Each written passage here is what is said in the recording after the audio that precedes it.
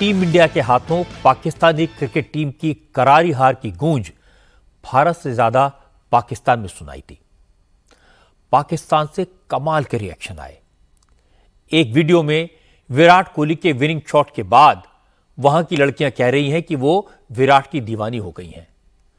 पाकिस्तान की लड़कियों ने कहा, अगर इंडिया चैंपियन बने तो जश्न मनाएंगी। सबसे ज्यादा कमेंट शहबाज शरीफ के एक बयान को लेकर आए। शरीफ ने कहा था, अगर मैंने हिंदुस्तान को शिकस्त नहीं दी तो मेरा नाम बदल देना। हालांकि यह बयान क्रिकेट के कॉन्टेक्स्ट में नहीं था, लेकिन टीवी चैनल्स पर सारे एंकर्स पाकिस्तान के प्राइम मिनिस्टर को बदले हुए नाम सजेस्ट करने में मशगूल हैं। क्रिकेट में हार के बहाने लोगों ने चैंपियन इमरान खान को याद किया, उन्हें जेल से छोड़ने की मांग की।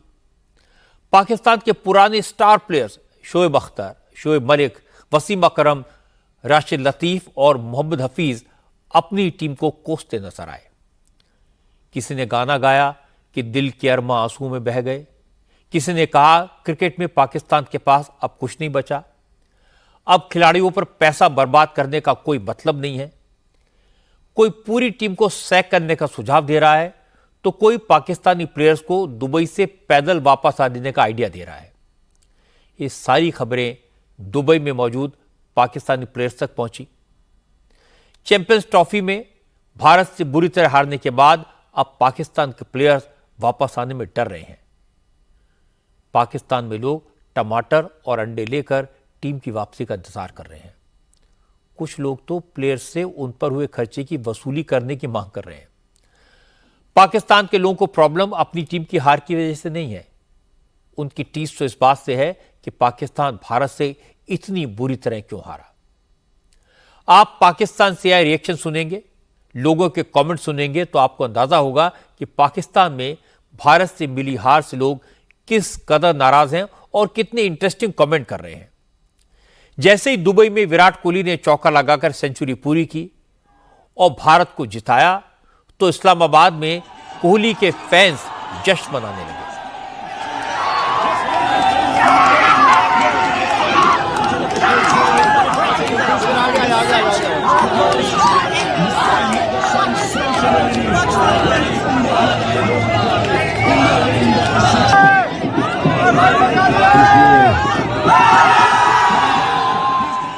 क्रिकेट फैंस में जिस तरह चैंपियंस ट्रॉफी को लेकर जुनून है, उसी तरह का जुनून सनातनियों में महाकुंभ को लेकर है। जबरदस्त आकर्षण दिखाई दे रहा है। महाकुंभ को आज 43 दिन हो गए और आज संगम में डुबकी लगाने वालों का आंकड़ा 63 करोड़ को पार कर गया। महाकुंभ के समापन में अब सिर्फ 2 दिन बचे हैं। 26 फरवरी को महाशिवरात्रि के स्नान के साथ ही महाकुंभ मेले का औपचारिक समापन हो जाएगा। इसीलिए महाकुंभ में पहुंचने वाले श्रद्धालुओं की संख्या लगातार बढ़ती जा रही है। कोई इस अवसर को छोड़ना नहीं चाहता। पिछले 9 दिनों में रोज 1.25 करोड़ से ज्यादा भक्त संगम में पवित्र डुबकी लगा रहे हैं। आज भी 1 करोड़ 30 लाख से ज्यादा श्रद्धालुओं ने संगम में स्नान किया। महाशिवरात्रि के मौके पर मेला क्षेत्र में और ज्यादा भीड़ नजर आएगी।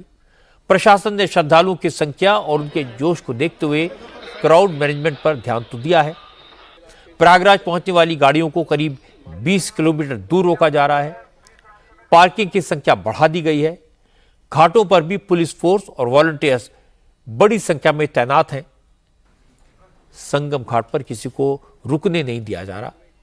पुलिस की तरफ से लगातार अनाउंसमेंट करके कहा जा रहा है कि स्नान के बाद घाट के पास कोई श्रद्धालु रुके नहीं। आज यूपी असेंबली में भी महाकुंभ की चर्चा हुई।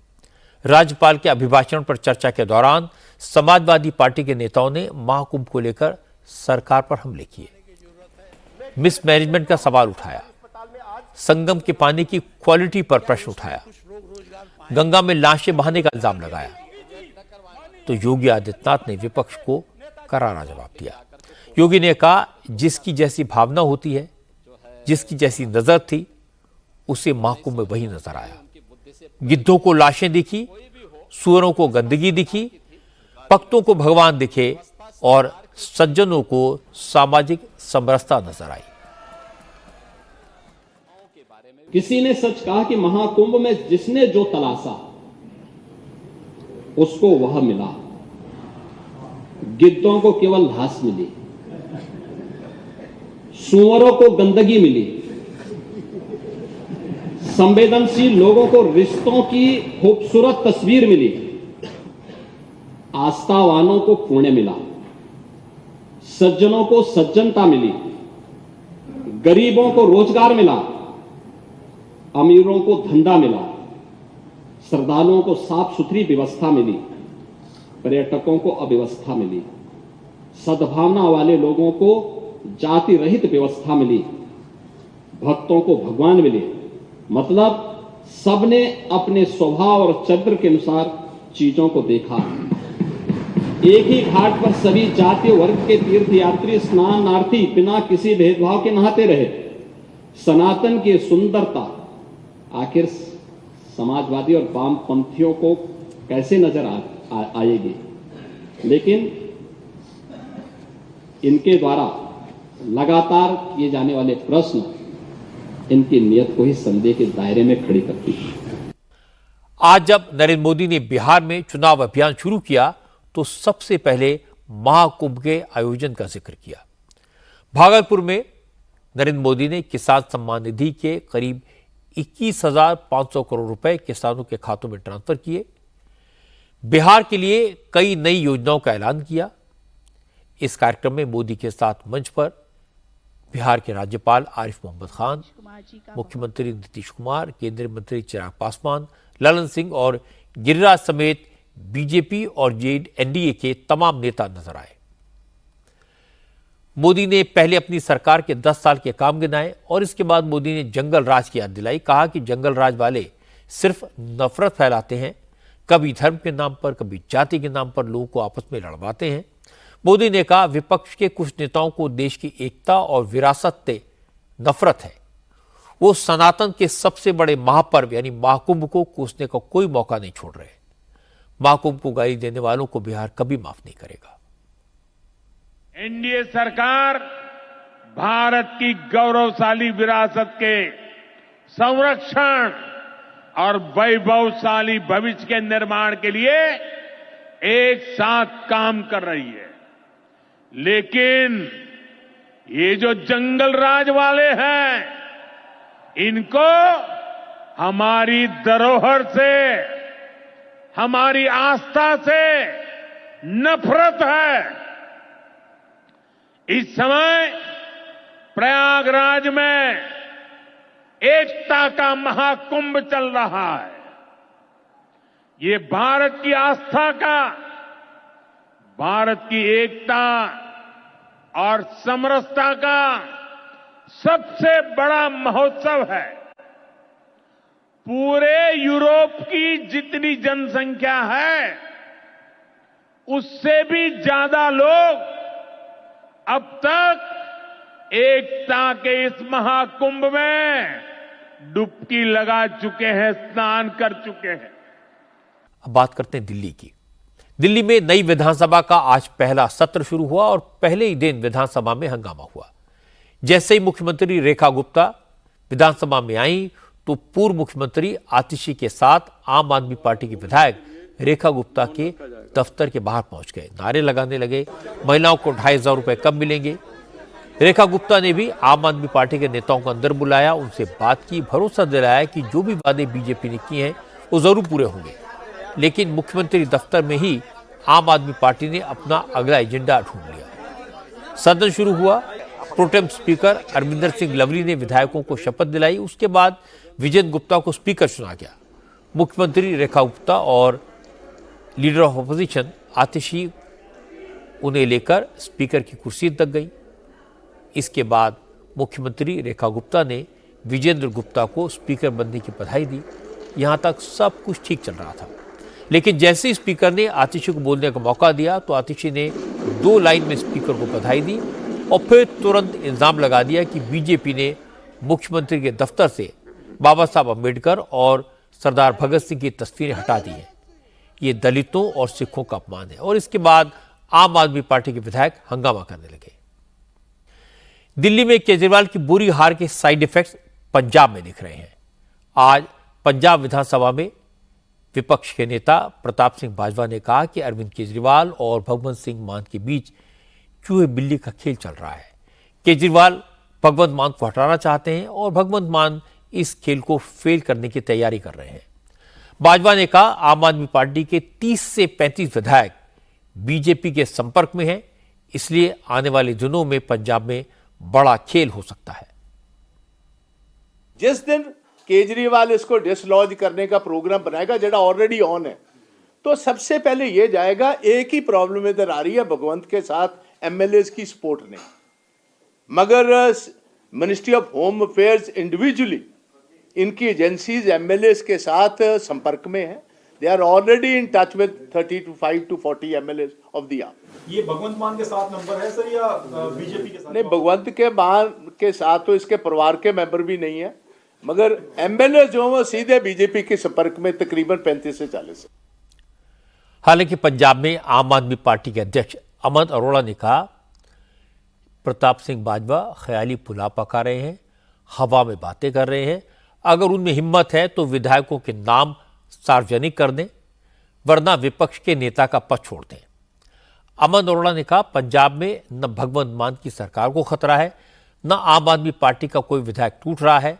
पंजाब में बीजेपी और कांग्रेस के पल्ले कुछ है ही नहीं, इसलिए इन पार्टियों के नेता इस तरह की शगुफे छोड़ते रहते हैं। बाजवा साहब ऐसे शगुफे छोड़ने के लिए आजकल बिल्कुल वेले हैं, बिल्कुल फ्री हैं। वैसे तो उनकी बात बिल्कुल इररेलेवेंट है, बिना सिर पैर के, उसमें कोई सच्चाई नहीं है। लेकिन मैं बाजवा साहब को बताना चाहूंगा कि अगर मैं उनकी बात भी बड़ी करूं, उनकी बात भी सच मानूं, तो बाजवा साहब के पास आज 15 विधायक हैं। अगर उनको कहीं ना कहीं से 32 जोड़ भी लें तो उनकी गिनती बनेगी 47, उनकी सरकार नहीं बनती।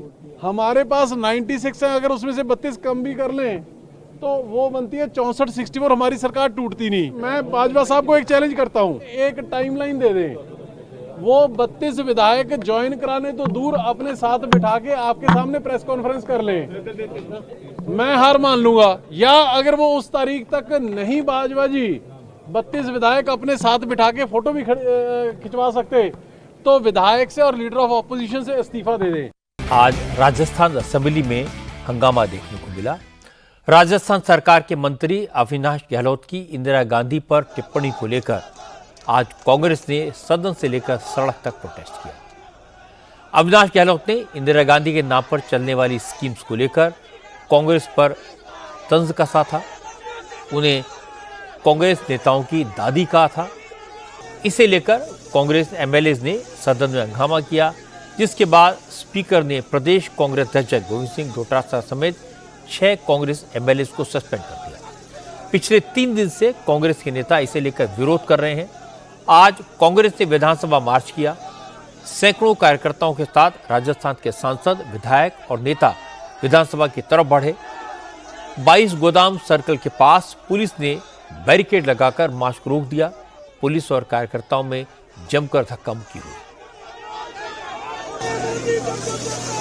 कार्यकर्ताओं को हटाने के लिए पुलिस ने वाटर कैनन का इस्तेमाल भी किया, लेकिन इसके बावजूद कांग्रेस कार्यकर्ता नहीं माने। उन्होंने बैरिकेडिंग को पार करने की कोशिश की, जिसके बाद पुलिस ने हंगामा कर रहे कार्यकर्ताओं और नेताओं को गिरफ्तार कर लिया। अब मैं आपको गुवाहाटी से आई कुछ खूबसूरत तस्वीरें दिखाता हूं। प्रधानमंत्री मोदी आज शाम गुवाहाटी पहुंचे। मोदी ने रोड शो किया, जबरदस्त भीड़ उमड़ी।